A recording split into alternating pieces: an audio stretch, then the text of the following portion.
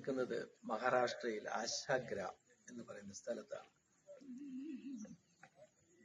ഇവിടെ മഹാരാഷ്ട്രയിൽ ഞാൻ എത്തിയിട്ട് 30 വർഷം കഴിഞ്ഞു. എൻ്റെ ചുറ്റുമുള്ളത് ബുദ്ധിമാന്ദ്യമുള്ള കുഞ്ഞുങ്ങളാണ്. ഇത് അവർക്ക് വേണ്ടിയുള്ള ഒരു പുനർവസന കേന്ദ്രമാണ്. എന്നോടൊത്ത് അരുൺ കദംബേലച്ചനും സിസ്റ്റേഴ്സ് ഓഫ് ദ ഡെസ്റ്റിറ്റ്യൂട്ടിലുള്ള 2 സിസ്റ്റേഴ്സും ജോലി ചെയ്യുന്നുണ്ട്. ഏകദേശം 30 ജോലിക്കാരും 104 മക്കളുമാണ് ഇവിടെയുള്ളത്.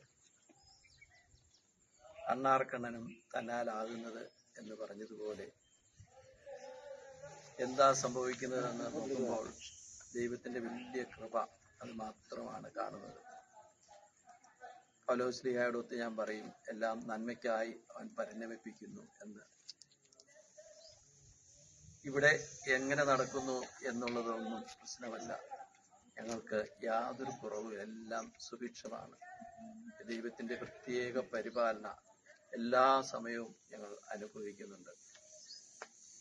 ഇത് സ്വർഗമാണ് എന്ന് ഞങ്ങൾ പറയും. കാരണം സ്വർഗീയ അനുഭവത്തിൽ ജീവിക്കുവാനും ജോലി ചെയ്യുവാനും സാധിക്കുന്നുണ്ട്. നിങ്ങൾ MCBCയിലുള്ള ഒത്തിരി അച്ഛന്മാരുടെ സഹകരണവും പ്രോത്സാഹനവും അവരുടെ വലിയ സപ്പോർട്ടും ഈ സ്ഥാപനത്തിന്റെ വളർച്ചയ്ക്ക് ഉണ്ട്. പ്രത്യേകമായിട്ട് മിഷനിൽ ഞാൻ വന്ന കാലം മുതൽ എന്നെ ഒത്തിരി സഹായിച്ച MCBCയുടെ സഹോദരങ്ങളുണ്ട്. അവരുടെയൊക്കെ പരിശ്രമത്തിലും സപ്പോർട്ടിലുമാണ് വെച്ച് തുടങ്ങിയത്. പക്ഷെ ഇന്ന് ഒത്തിരി ദൈവം മറ്റുള്ളവരിലൂടെ, ലോക്കലായിട്ടുള്ള ആളുകളിലൂടെ, സഹായത്തിലൂടെ ഇതെല്ലാം നടന്നു പോകുന്നു.